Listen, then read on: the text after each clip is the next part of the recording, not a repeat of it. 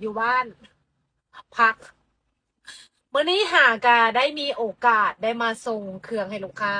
แล้วลูกค้าก็ออเดอร์มาหลายแหงจากผู้ใดสิเอาอีหยังซับปะปิออเดอร์มาอย่างเต็มสปีด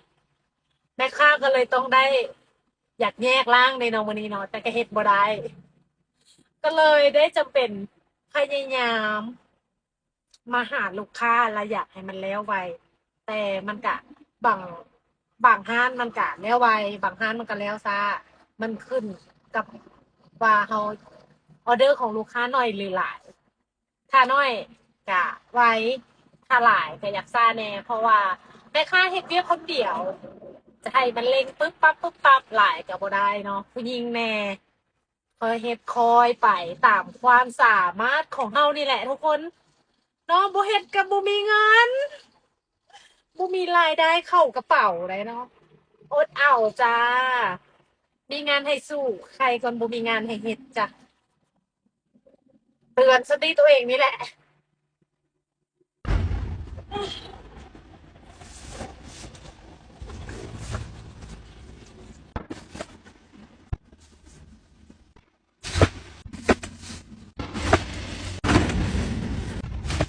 ก็ค่ะเวลา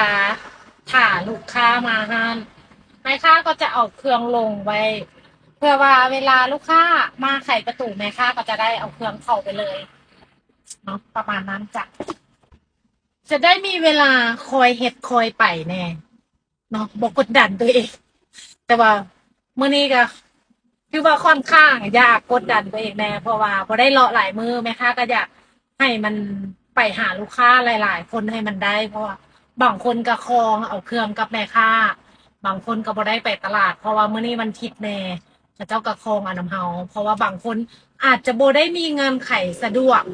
ที่จะไปเลาะซื้อเองเขาเจ้าก็ต้องได้คองเอาเครื่องกับแม่ค้าฉะนั้นแม่ค้าก็อยากพยายามไป หาลูกค้าให้มันได้หลายคนมาเป็นกำลังใจให้กันแน่เนาะมาเป็นกำลังใจด้วยกันเบิ่งไว้ข้าวเครื่องขึ้นกันยังดีเนาะหรือถ้าเป็นไปได้กดไลค์กดใจให้กันแน่กันยังดีเนาะยังกดเลิฟไปเลย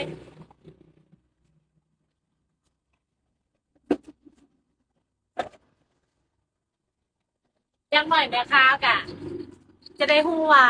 เวลาแม่ค้าเฮ็ดคลิปจังซี่ให้ทุกคนเบิ่งอะนะมีคนเบิ่งอยู่บ่มีคนแบบว่าอยากโอ้อยากลมกับแม่ค้าเนี่ยบ่เพราะว่าบางทีเฮ็ดอีหยังไปคนเดียวกับบ่ฮู้เนาะ